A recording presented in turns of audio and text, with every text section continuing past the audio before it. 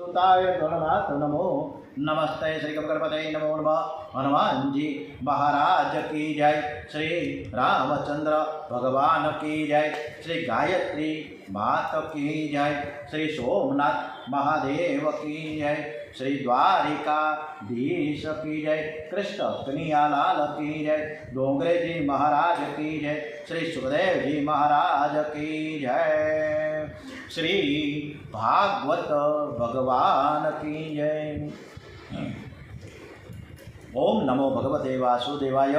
सौनु करो कल्याण सर्वे भवन्तु सुखिनः सर्वे सन्तु निरामयाः सर्वे भद्राणि पश्यन्तु मा कश्चित् दुःखम् आपनुयात्। श्रद्धां मेघा यश प्रज्ञां वेद्यां पुष्टे श्रियं बलं तेजो आयुष्यम आरोग्यम देहि मे अव्यवाहन। ओम श्री विष्णवे नमो नमः। श्री विष्णवे नमो नमः। सौनु करो कल्याण हे दयाळु प्रभु सौनु करो कल्याण। आज 12 एप्रिल है चैत्र वद दशक है आवती काले 11 है और आज रविवार गोवर्धन लीला श्री कृष्ण परमात्मा ने समर्पित करिए। अपनी आ कथा सरस मजानु वांचन भगवान सांभळे छे एवा भाव साथे गोवर्धन लीला गोवर्धन नाथ की जय। ओम नमो भगवते वासुदेवाय। हवे गोवर्धन लीलानो आजथी प्रारंभ थाय छे। गोवर्धन लीला पछी रास लीला। गोवर्धन लीला मधुरी लीला है। गोवर्धन शब्दनो थोड़ो विचार करिए तो संस्कृत भाषा में गो शब्दना अनेक अर्थ थाय छे। गो एटले उपनिषद, गो एटले गाय, गो एटले भक्ति, गो एटले ज्ञान। ज्ञान और भक्ति ने वधारनारी लीला है ने एनु नाम है गोवर्धन लीला। और आज गोवर्धन प्रोटेक्शन माटे बराबर लोखंडनी ग्रीलो चारे बाजू लगाड़ी दीधी है। मोटो बधो एरिया में लोखंडनी ग्रील है जेथी गोवर्धननाथजीनु रक्षण थया करे अंदर कोई प्रवेश न करे और बाजू में परिक्रमा मारे छे। गोवर्धनजी ने परिक्रमा घना लोग करता हो। वृंदावन में 2 परिक्रमा मारी है, एक नाना परिक्रमा मारी और एक मोटो परिक्रमा मारी। आ बने मार्ग पर मोटा वाहनों जई सकता नहीं, बधा बेरिकेटेड लख्या होय छे। एटले वृंदावन में हजारों लाखों माणसों रोज उठीने आवे छे। जेटला हरिद्वार में माणसों ठलवाय एटला वृंदावन में जाए। हरे राम हरे कृष्ण कृष्ण कृष्ण हरे हरे। गोपीओ घर छोड़ीने गिरिराज में गया है। गृहस्थाश्रमनु वातावरण ज्ञान और भक्ति ने विघ्न करनारू है। वर्ष में एकाद बार कोई पवित्र तीर्थ में जाओ और ध्यान करो, ये अति उत्तम है। प्रवृत्ति थोड़ी ओછી करीने निवृत्ति में आनंद आवવો જોઈએ। निवृत्ति में आनंद मळे तो जीव प्रवृत्ति चिंतन करे। माटे निवृत्तिनो भजनानंद मेळो होय तो प्रवृत्तिनो लौकिक सुखोनो विषयानंद छोड़वो ज पड़शे। प्रवृत्ति धर्म छोड्या वगर भक्तिनो उदय थतो नथी।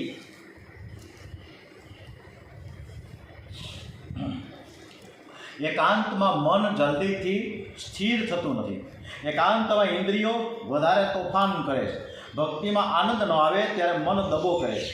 एक बार भोगवेल विषयों मन चिंतन करे छे ने जे सुख भोगवानुं छे तेनुं पण चिंतन करे छे। आवा समये मनने समजावो कि अनेक बार विषयानंद अनुभव्यो छे छतां आज सुधी शांति मळती नथी। केम शांति नथी मळती? भले भक्ति में आनंद न आवे तो पण मारे भक्ति करवी ज छे। हवे भक्ति छोड़वी नथी। वासनाना वरसाद दूधना उभरा जेवो छे। दूधनो उभरो आवे कि तमे थोड़ું पाणी नाखो એટલે उभरो बेसी जाए। ए ज रीते वासनाना वरसादने सहन करो तमे बहु सुखी थशो। वासनानो वरसाद जे सहन करे छे तेने भक्तिमां आनंद आवे छे। आ वासनाना वरसादने सहन करवा माटे तमारा मन अने आँखने भगवान स्वरूपमां राखो। भगवाननुं स्वरूप मनथी खसी जाए तो मनने भगवानना नाममां राखो। मंत्र अने मूर्ति आ बंनेमां जे मनने राखे छे ते वासनानो वरसाद सहन करी शके छे। भावनगर में क्या विस्तार में थी मैंने खबर नहीं, भूली गयो छो। तो कोर्नर पर मोटा रोड पर कोर्नर में मंत्र मंदिर है। मंत्र मंदिर एटले घणी बधी बुको त्यां लखेली है अने जेटली बुको लखाणी ए बधी त्यां सरस रीते एनी पूजा अर्चा थाय छे। એટલે આ મંદિર પર જોવા જેવું છે, મંત્ર મંદિર કે રામ મંત્ર મંદિર, મને એમ એક્ઝેક્ટ ખબર નથી. ઇન્દ્ર રાજાએ જ્યારે વરસાદ પાડ્યો ત્યારે પ્રભુએ ટચલી આંગળી પર ગિરિરાજ ગોવર્ધનને ધારણ કર્યો છે. પ્રભુએ અંગૂઠો નહીં પણ ટચલી આંગળી ઉપર ગિરિરાજને કેમ ધારણ કર્યું? કારણ કે ટચલી આંગળી એ સત્વ ગુણનું સ્વરૂપ છે. સત્વ ગુણ બ્રહ્મ સંબંધ કરાવે, બ્રહ્મ સંબંધને ટકાવી રાખે છે. સત્વગુણ સંયમથી સાદું ભોજન કરવાથી, પવિત્ર ગ્રંથનું વાંચન કરવાથી વધે છે. સત્વ પ્રધાન એવા સાધુઓનો સત્સંગ કરો. ગોવર્ધન લીલામાં પૂજ્ય અને પૂજક એક બને છે. પૂજ્ય કૃષ્ણ ભગવાનને, પૂજક એ કૃષ્ણ ભગવાન. પૂજા કરનાર કૃષ્ણ, જેની પૂજા થાય છે એ પણ કૃષ્ણ ભગવાન પોતે ગિરિરાજમાં પ્રવેશ કરે છે. પૂજ્ય અને પૂજક બેય એક ન થાય ત્યાં સુધી આનંદ આવતો નથી. પરમાત્મા સાથે એક થવું એટલે પરમાત્માની ઈચ્છામાં તમારી ઈચ્છા મેળવી દેવી. જીવનમાં સુખ દુઃખ, લાભ હાનિ, માન અપમાન ગમે તેવો પ્રસંગ આવે તો પણ મનને શાંત રાખીને સહન કરો. તમે પરમાત્માની પાછળ પડશો ત્યારે કદાચ તમારા ઘણા બધા લોકો તમારી નિંદા કરશે, પણ તમે ગભરાશો નહીં. આ બધું પરમાત્માની ઈચ્છાથી થાય છે એમ જ માનજો. દર વર્ષે નંદ બાબા ઇન્દ્રનો યજ્ઞ કરતા. ઇન્દ્રના યજ્ઞની તૈયારી થવા લાગી છે. 7 વર્ષનો કન્યો નંદ બાબાને પૂછે છે કે બાબા, આ તૈયારી શેની થઈ રહી છે? નંદ બાબા કહે છે કે બેટા, સર્વદેવોનો રાજા ઇન્દ્ર છે અને તેને રાજી કરવા માટે અમે યજ્ઞ કરવાના છીએ. ઇન્દ્રનું અભિમાન દૂર કરવા માટે પરમાત્માએ લીલા કરી છે. શ્રી કૃષ્ણ નંદ બાબાને સમજાવે કે બાબા, તમે ઇન્દ્રનો યજ્ઞ ન કરો એ સારું છે, પણ તમે જે કહો છો કે ઇન્દ્ર સર્વદેવોના રાજા છે એ બરાબર નથી. બાબા, મેં તો સાંભળ્યું છે કે જે 100 અશ્વમેઘ યજ્ઞ કરે તે ઇન્દ્ર થઈ શકે. ઇન્દ્ર સ્વર્ગનું રાજા છે, ઇન્દ્ર પરમાત્મા નથી. આ ઇન્દ્રને સ્વર્ગનું રાજ્ય જેણે આપ્યું છે એ ઇન્દ્ર કોણ છે તે તમે જાણતા નથી. નંદ બાબા પૂછે કે અહીંયા ઇન્દ્રનો ઇન્દ્ર કોણ છે? કહ્યું કે બાબા, ઇન્દ્રનો ઇન્દ્ર મારો ગોવર્ધન નાથ છે. 4 દિશાના 4 માલિક દેવ છે. બરાબર સાંભળજો, 4 દિશાના 4 માલિક દેવ છે, 4 ધામ. પૂર્વમાં જગન્નાથજી બિરાજમાન છે, દક્ષિણમાં રામેશ્વરજી છે, પશ્ચિમમાં દ્વારિકાનાથજી છે અને ઉત્તરમાં બદ્રીનાથજી છે. અને આ 4 જગ્યાએ આપણે કથા કરવી છે, બહુ ટૂંકી સંખ્યામાં. અત્યારે દ્વારિકાપુરીમાં આપણે આજે જ વિચાર મંથનમાં એક પબ્લિશ કર્યું છે કે બહુ લિમિટેડ, એટલે કે 12 જ ફેમિલી, ઓનલી 24 જણા, અને ત્યાં કથા કરવી છે કોન્ટ્રીબ્યુશનથી. દ્વારિકાપુરીમાં રામેશ્વર કથા થઈ ગઈ, હવે દ્વારિકાપુરીમાં. બોલીએ છીએ દ્વારિકાધીશ કી જય. અને આપણા પરીક્ષિતમાંથી કોઈને આવવું હોય તો ઝડપે કંઈક 12 ફેમિલીને આવવું હોય ને, કરશો એ હમણાં કહું સપ્ટેમ્બર મહિનામાં. એટલે અત્યારે દ્વારકા હમણાં બંધ કરી દો, માઇક્રોફોન બંધ કરી દો, માઇક્રોફોન બંધ કરો. તો આ દ્વારિકાપુરીમાં આપણે સપ્ટેમ્બર મહિનામાં 12મી સપ્ટેમ્બરથી વિચાર ચાલે છે. ત્યાં જગ્યાઓ એક શોધી પણ એમાં મેળ નથી પડતો.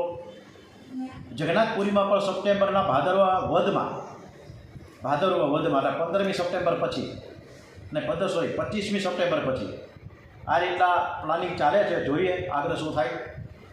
એટલે આપણે 4 ઠેકાણે 4 ધામમાં આજે કીધું છે ને, ડોંગરીજી મહારાજે શું કીધું કે 4 દિશાના 4 માલિક દેવ છે. પૂર્વમાં શ્રી જગન્નાથજી, દક્ષિણમાં રામેશ્વરજી, પશ્ચિમમાં દ્વારિકાનાથજી અને ઉત્તરમાં બદ્રીનાથજી છે. પણ આ 4ની વચ્ચેમાં મારો ગોવર્ધનનાથ બેઠો છે.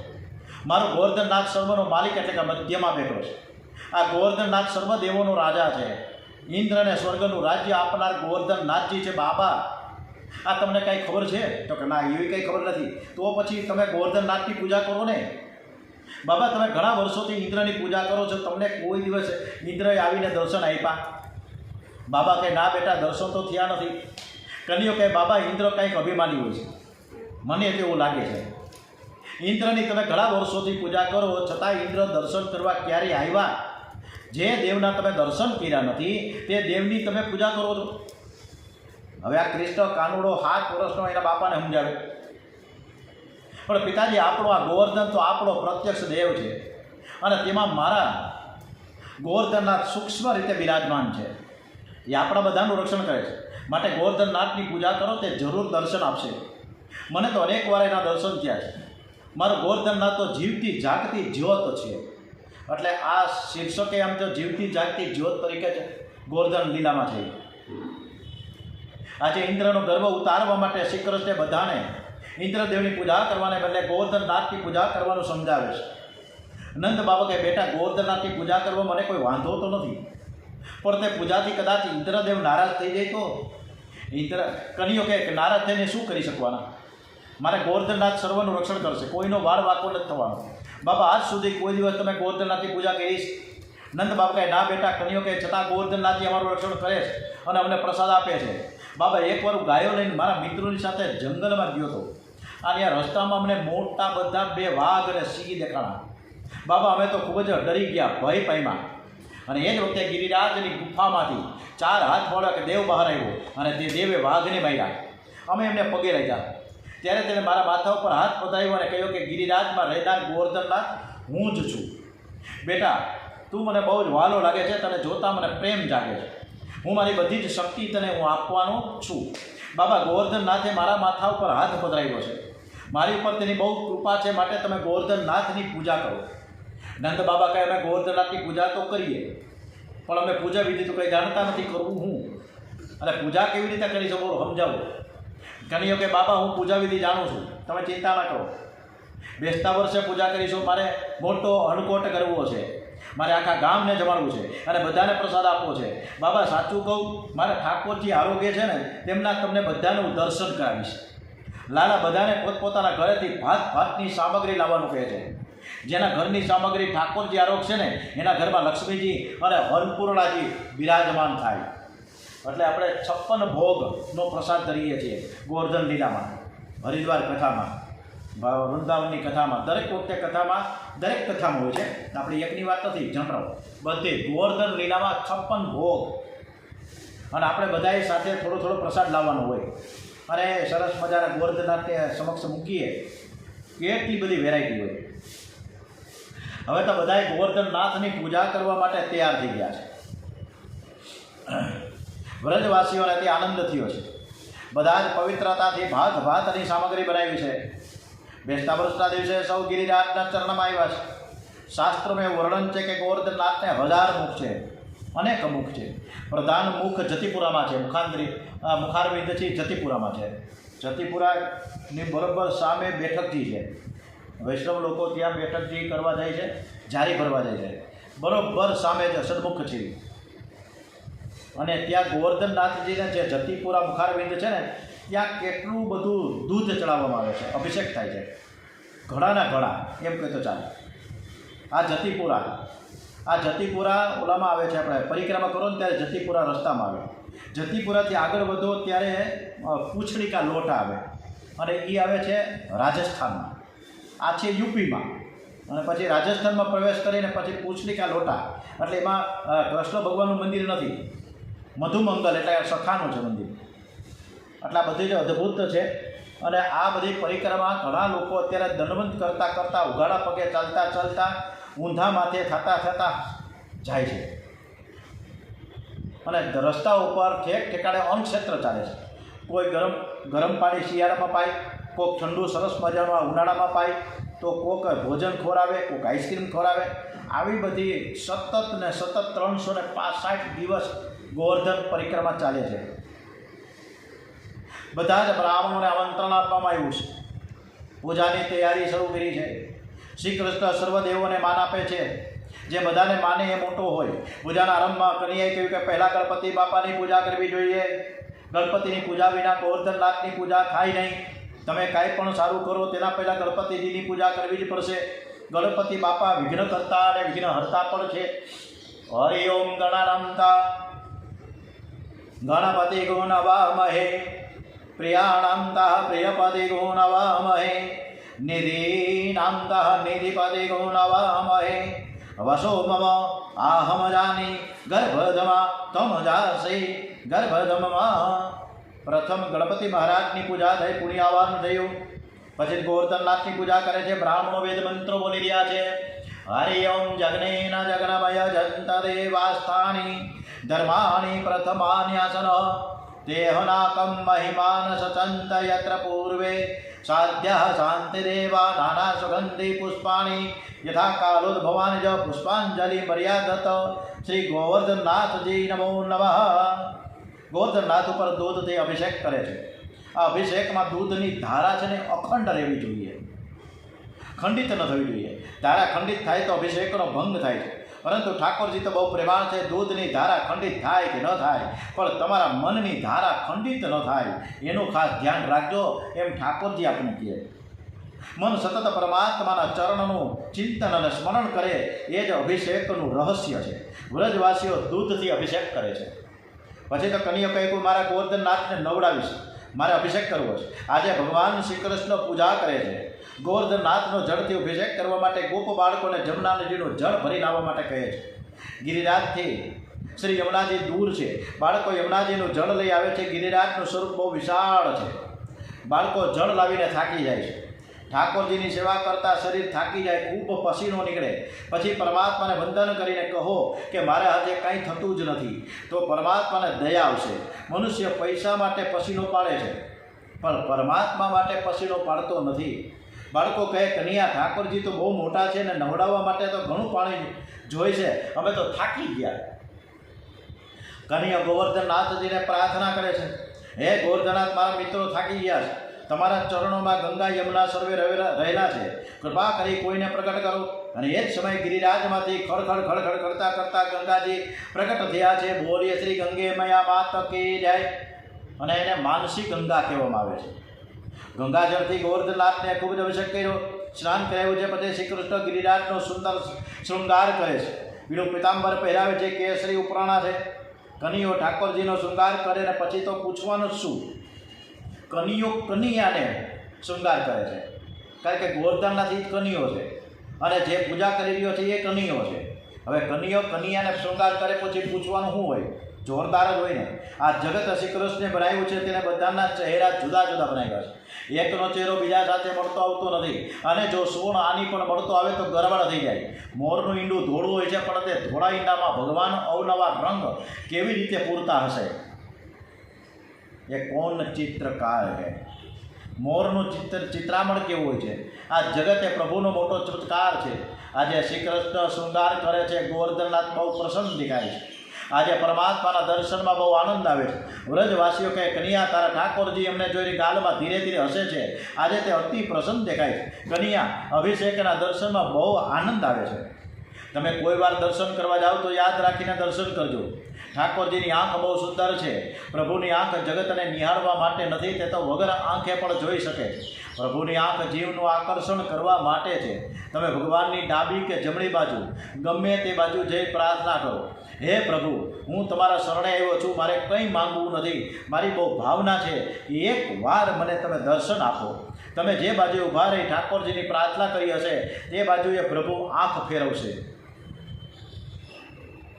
જમણી બાજુ જાઓ તો પ્રભુની આંખ જમણી બાજુમાં, ડાબી બાજુ જાઓ તો ડાબી બાજુ, સન્મુખ જાઓ તો સન્મુખ તમારે સામે ઠાકોરજી બિરાજમાન છે એવું તમને પ્રતીતિ થશે. જ્યારે આંખ મળે છે ત્યારે દર્શનમાં અનેરો આનંદ મળે છે. બાળકો કન્યાને કહે કે લાલા તારા ઠાકોરજી તારી સાથે વાતો કરે છે? કન્યો કે હા, મારા ઠાકોર જે પ્રેમથી સેવા પૂજા કરે છે તે બધાની સાથે વાતો કરે છે. તે કોઈ વખત બોલે છે, રોજ બોલતા નથી. નંદ બાબા ગોવર્ધનનાથને તિલક કરવા માટે ચંદનનો કટોરો લઈ આવ્યા. ત્યારે કન્યો કહે બાબા વિશિયાળાનો દિવસ છે, તમે બધા ચંદનની અર્ચા કરો તો મારા ઠાકોરજીને શરદી થઈ જશે. મારા પ્રભુ બહુ કોમળ છે, ગરમીમાં ચંદનની અર્ચા કરો તો ઠાકોરજીને ઠંડક લાગશે. બાળકોએ તો કંકુનું તિલક કરીએ. કન્યો કે કંકુનું તિલક ચાલે, પણ તમે બધા કંકુનું તિલક કરો ને નાકમાં કંકુ જાય તો મારા ઠાકોરજીને છીંક આવશે. નંદ બાબા કે બાબા તું કોને સમજાવે, તારા ઠાકોરજીને છીંક આવે? અમે તો એમ માનીએ છીએ કે આ તો મોટો બધો પહાડ છે. કન્યો કે બાબા આજે તમે બોલ્યા એ બોલ્યા, પણ ફરીથી આવું કંઈ બોલતા જ નહીં. આપણે બધા કાંઈ પહાડની થોડી પૂજા કરવા આવ્યા છીએ. પૂજા જળની થતી નથી, ચેતનની થાય. બાબા પહાડ જેવું સ્વરૂપ છે તો ઠાકોરજીનું ભૌતિક સ્વરૂપ છે. આધ્યાત્મિક સ્વરૂપે ઠાકોરજી સર્વમાં બિરાજેલા છે. મારા ઠાકોરજીનું આધિદૈવિક સ્વરૂપ 4 હાથવાળું છે. એ તો ક્વચિત જ પ્રગટ થાય છે. આપણે કંઈ પહાડની પૂજા કરવા આવ્યા નથી, આ તો સાક્ષાત પરમાત્મા છે. મારા ઠાકોરજીના નાકમાંથી શ્વાસ નીકળે છે, તમે પરીક્ષા કરો, ખાતરી થઈ જશે. કન્યાએ લીલા કરી એક સ્વરૂપ નંદ બાબા પાસે રાખ્યો છે અને બીજા સ્વરૂપે ગિરિરાજમાં પ્રવેશ કર્યો છે. નંદ બાબાએ નાક આગળ આંગળી મૂકી તો ગિરિરાજ શ્વાસ લેતા જણાયા.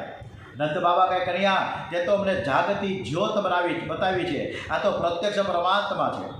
બધા જ વ્રજવાસીઓ વિચાર કરે છે કે કન્યાના હાથે તિલક કરાવો. કન્યાએ ગોવર્ધનનાથના દર્શન કર્યા છે. કન્યાઓ કહે, ગોવર્ધનનાથજીને દહીંનું તિલક કરો, એટલે નાકમાં કે મોઢામાં રેડો જાય નહીં, તે વાંધો નહીં. આ પ્રમાણે દહીંનું તિલક કરવામાં આવ્યું છે. અને તે સમયે વ્રજવાસીઓના શંખનાદ ઘંટનાદ કરે છે. બોલીએ શ્રી ગોવર્ધનનાથ કી જય, જય જયકાર થયો છે. વ્રજવાસીઓ કે, કન્યા, હવે ઠાકોરજીને ચોખાથી વધાવીએ. કન્યાઓ કે, નાના ચોખાથી વધાવીએ તો મારા ઠાકોરજીને ચોખા વાગી જાય, આંખમાં કાનમાં ચોખા જાય, આવું ન કરાય. મારા ઠાકોરજી તો મોતીથી વધાવો.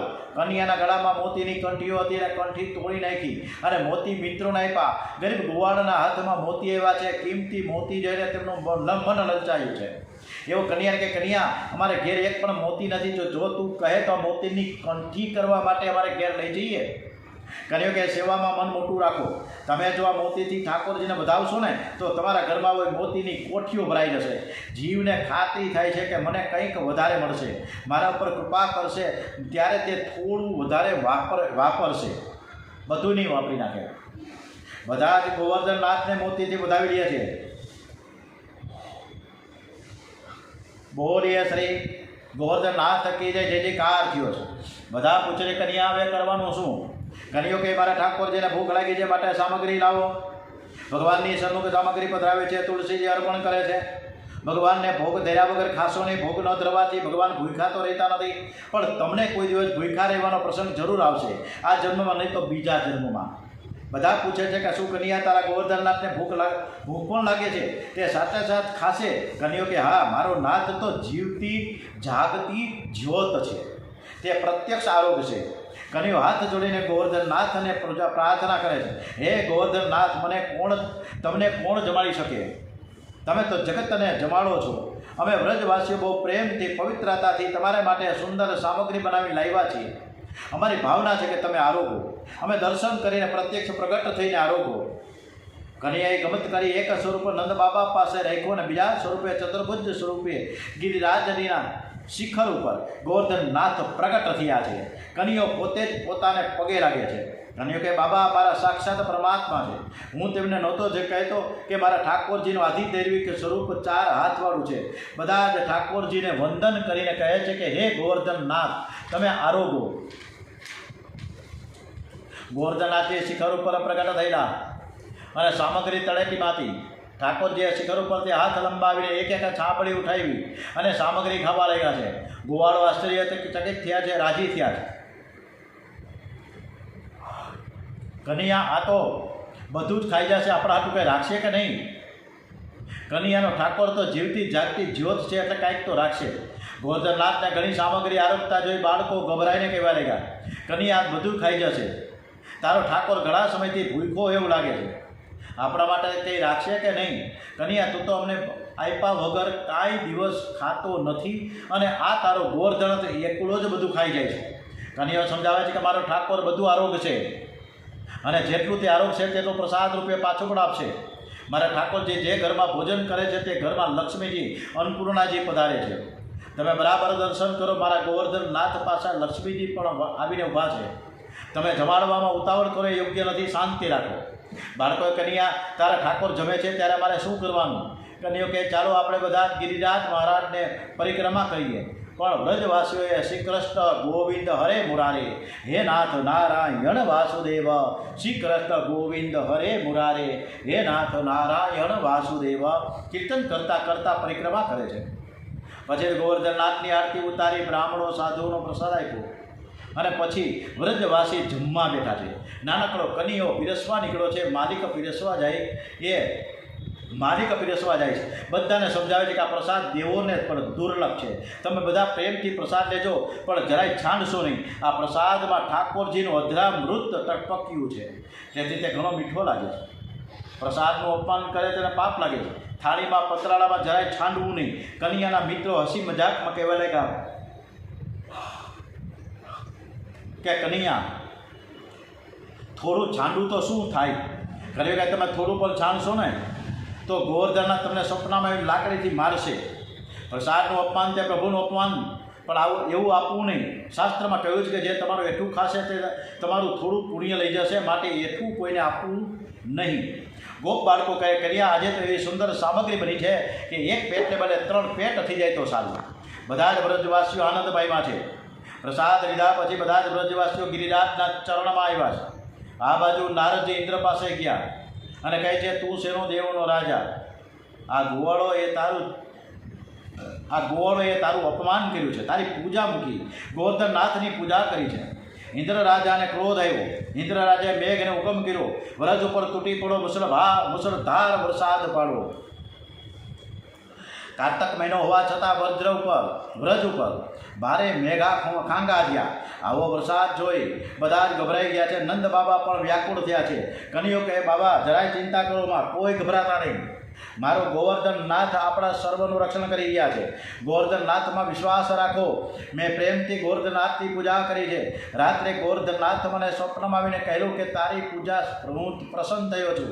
તે 7 દિવસ સુધી મારી પૂજા કરી છે, પણ આવતીકાલથી ગોકુળ ઉપર 7 દિવસ સુધી વરસાદ પડે ત્યારે તમે મારી પાસે આવજો. કન્યા તું મને બહુ જ વાલો લાગે છે. તારી ટચલી આંગળી ઉપર હું ફૂલ જેવો હલકો બની જઈશ અને તું મને ઉપાડી લેજે. હું બધાનું રક્ષણ કરીશ. નંદ બાબા કહે કન્યા તને આજ્ઞા હોય તો તું ગિરિરાજને જલ્દીથી ઉપાડ. કન્યો કે બાબા હું તમારો દીકરો છું, મારામાં એવી કોઈ શક્તિ નથી. આપણે બધા જ ઠાકોરજીને સાષ્ટાંગ વંદન કરી અને જય જયકાર કરો. ભીતિ વિના પ્રીતિ થતી નથી. બધા જ ગોવર્ધનનાથને સાષ્ટાંગ વંદન કરીને કહે કે હે ગોવર્ધનનાથ, અમે તમારા ચરણે આવ્યા છીએ, અમારું રક્ષણ કરો. કન્યાએ તળેટીમાં જ્યાં હાથ પધરાવ્યો ગિરિરાજ ધીરે ધીરે ઊંચા થયા. કનૈયો ટટલી આંગળી છોડીને ગિરિરાજ ધારણ કરે છે અને બધા જ વ્રજવાસીઓને બોલાવીને કહે છે કે અહીં આવો, ગભરાશો નહીં, મારા ગિરિરાજ સર્વનું રક્ષણ કરશે.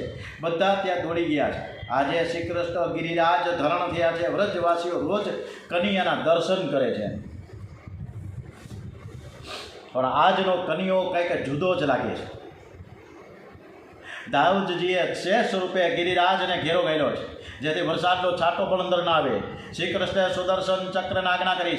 ચારે બાજુ પ્રકાશ પડ્યો છે. યશોદા મૈયા કનૈયાના હાથ પંપાળે કહે છે કે બેટા તને બહુ વજન લાગે છે. કનૈયો કે ના માં, મેં તને ઘણું માખણ, તે તો મને ઘણું બધું માખણ ખવડાવ્યું છે.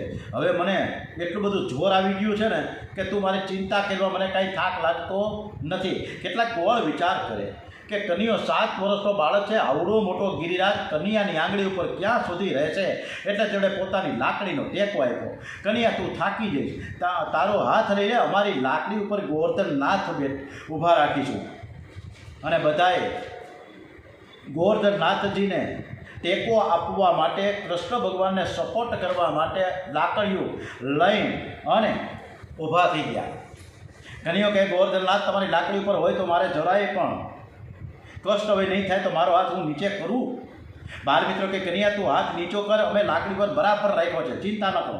કનૈયાએ જેવો હાથ નીચે કરવા માંડ્યો ગિરિરાજ હાલી ઉઠ્યા. ગોવાળો બૂમો પાડી ઉઠ્યા, અરે કનૈયા, એ લાલા આ પડશે, તું આને જલ્દીથી ઉપાડી લે. બધાને ખાતરી થઈ કે ગિરિરાજ અમારી લાકડી ઉપર નહીં પણ લાલાની ટચલી આંગળી પર છે. ટેકો લેવો હોય ને તો ઈશ્વરનો લેવો, બીજા કોઈનો નહીં. સપોર્ટ લેવો હોય તો ભગવાનનો લેવો. આ જગત કોના આધારે છે? તમારું ઘર કોના આધારે છે? ઠાકોરજીની કૃપા હોય તો ત્યાં સુધી લીલા લહેર છે. અને જેવી કૃપા ઓછી થાય કે રાજા રંક બની જાય, લાખની રાખ થતાં વાર લાગતી નથી. જીવ પાસે અભિમાન કરવા જેવું કાંઈ નથી, છતાં જીવ અકળમાં ચાલે છે, ઠસકમાં બોલે છે.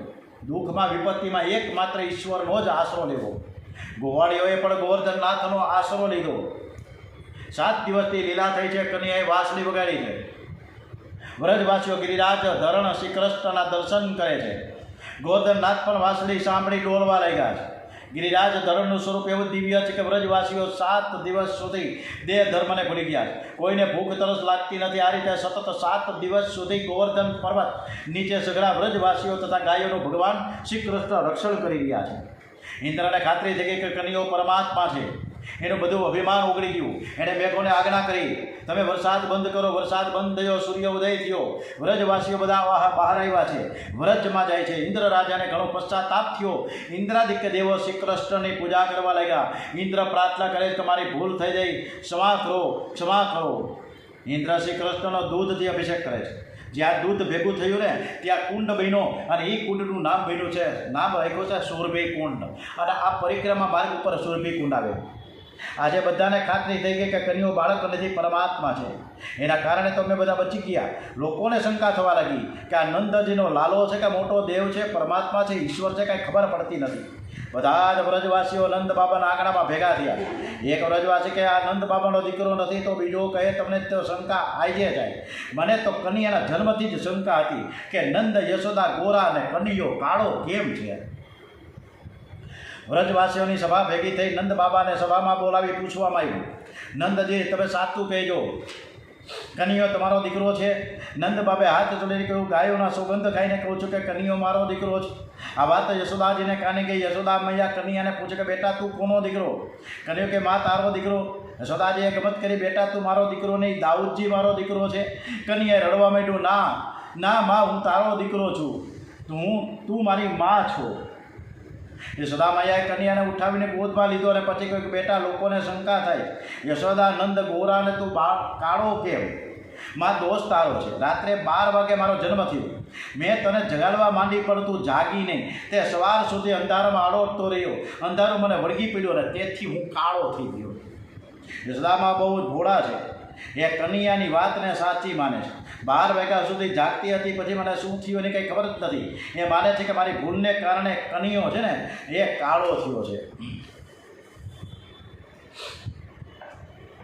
એક દિવસ લીલા નિકુંજમાં શ્રી કૃષ્ણ રાધાજી સાથે રમે છે. એકવાર રાધાજી કહે કે હે શ્યામ સુંદર, આપ સુંદર છો પણ કાળા કેમ છો? શ્રી કૃષ્ણ કહે છે, રાધે હું તો તારી શોભા વધારવા માટે કાળો થઈને આવ્યો છું. આપણે બંને ગોરા હોત તો તારી કિંમત કોણ કરત? પહેલાં ગોવર્ધન લીલા આવે છે અને પછી રાસલીલા. જ્યારે આપણને ઈશ્વરના વ્યાપક સ્વરૂપનો અનુભવ થાય ત્યારે જ્ઞાન અને ભક્તિ વધે છે. ઈશ્વરમાં જગત રહ્યું છે અને જગતના બધા જ પદાર્થોમાં ઈશ્વર રહેલા છે. ગીતામાં ભગવાને કહ્યું છે કે હે અર્જુન, જે મારું અનન્ય પ્રેમથી ભજન કરે છે, સર્વ સમર્પણ કરી મારી ભક્તિ કરે છે, એને સંસારના ભૌતિક દુઃખોમાંથી છોડાવવાની બધી જ જવાબદારી હું મારા માથે લઉં છું. તેઓનું યોગક્ષેમ હું વહન કરું છું. ગોવર્ધન લીલા એ શરણાગતિની લીલા છે. સર્વ પ્રયત્નો કર્યા બાદ અંતે ઈશ્વરની કૃપા માંગવી જ પડે છે. ગોવર્ધન લીલામાં અદ્ભુત તત્વ રહેલું છે. તેમાં પૂજ્ય અને પૂજક એક બને છે, સેવક અને સેવ્ય એક બને છે. અને કહે છે કે શિવો ભૂતવા શિવમ, જ્યારે શિવ બનીને શિવનું પૂજન કરો. આપણે પણ ગિરિરાજધારીને વંદન કરીએ અને સ્તુતિ કરીએ. ભક્તની ઈચ્છા પ્રમાણે વર્તનારા, બાળ લીલામાં દૂધ વગેરે ચોરી કરી યશનો વિસ્તાર કરનારા, વ્રજ વનિતાઓને આનંદ પમાડનારા એવા ગિરિરાજધારી શ્રી કૃષ્ણ મારા પ્રભુ છે. દેવોના દેવ શ્રી કૃષ્ણ છે. એમ બતાવવા બ્રહ્મા, ઇન્દ્ર, વરુણ વગેરે દેવોનો પરાભવ કર્યો છે. બ્રહ્માજીને અભિમાન હતું કે હું જગતને ઉત્પન્ન કરું છું. ભગવાને અનેક સ્વરૂપો ધારણ કરી પોતે જ પોતાના સ્વરૂપ સાથે રમવા લાગ્યા. બ્રહ્માજીનું અભિમાન દૂર થયું. ઇન્દ્રને અભિમાન હતું કે હું સ્વર્ગનો રાજા, હું મોટો. આ અભિમાન ગોવર્ધન લીલામાં દૂર થયું. ઇન્દ્રને વિશ્વાસ થઈ ગયો કે સ્વર્ગની ગાદી ઉપર મને બેસાડનાર શ્રી કૃષ્ણ છે. શ્રી કૃષ્ણ અવતાર નથી પણ પૂર્ણ પુરુષોત્તમ છે.